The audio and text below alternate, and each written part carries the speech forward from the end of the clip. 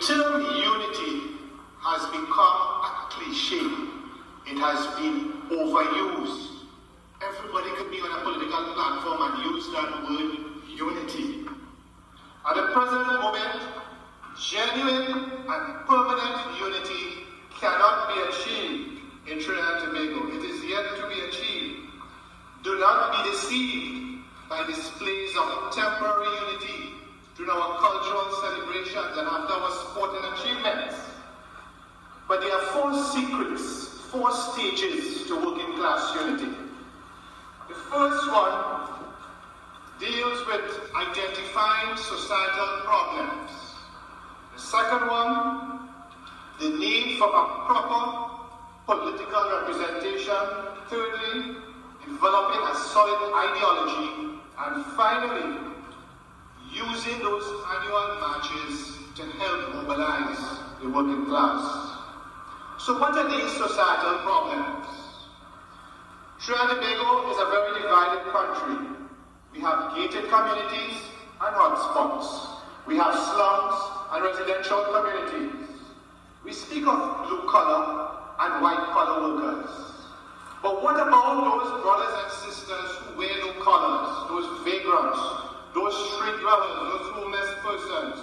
Who represents them? Poor people must suffer in public hospitals, and those who have insurance and can afford it have private hospitals to take care of them. Our education system is divided. Despite the changes of the name to East and West and North and South, we know the former junior sex and senior sex. We know the prestigious denominational schools. These are the problems that we have. Look at our annual murder rate for the past 6 years. Look at the murder rate this year.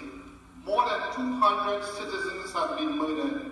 And the majority of these persons are from the working class. Every day, the blood of innocent persons screams for justice. Where is the voice of labor? Labor remains silent.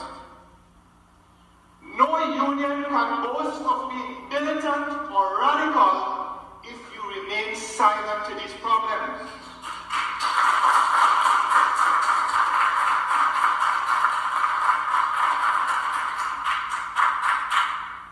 I have friends in CPEP. Sometimes I go and speak with some of these CPEP workers, and they complain to me that they are not being regularly paid every fortnight. They complain that their salary is not enough. And I look surprised. And I say, what in this rich economy? This economy that had so much sugar and oil and natural gas, and you are not paid regularly? And they complain to me. I have heard stories about women in CPEP who have to give sexual favors to get their contracts renewed.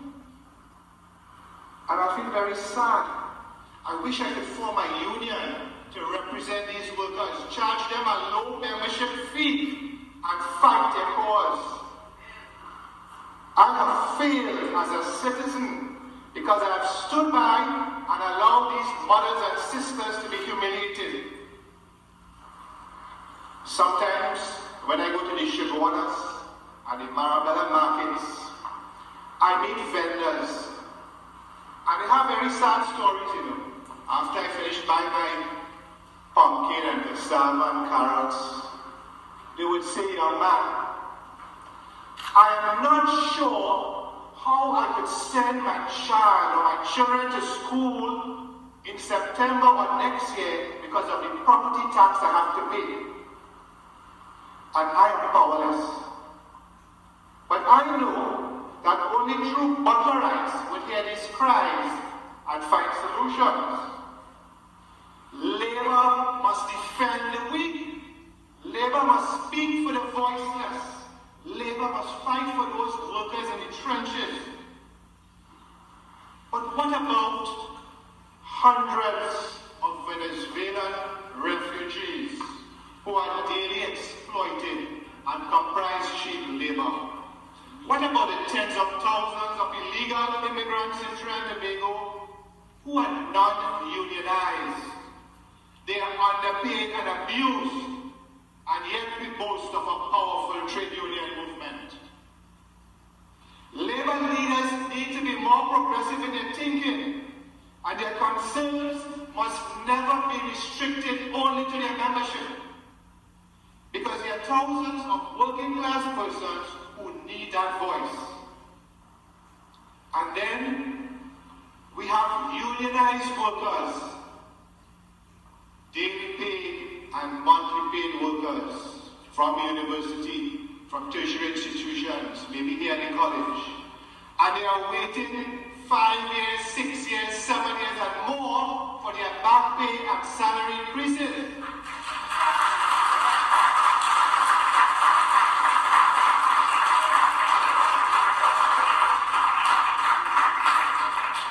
I want to warn the unions that there's a new generation of union members, and they're very disenchanted.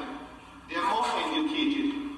They're not going to tolerate myopic leadership and fancy speeches.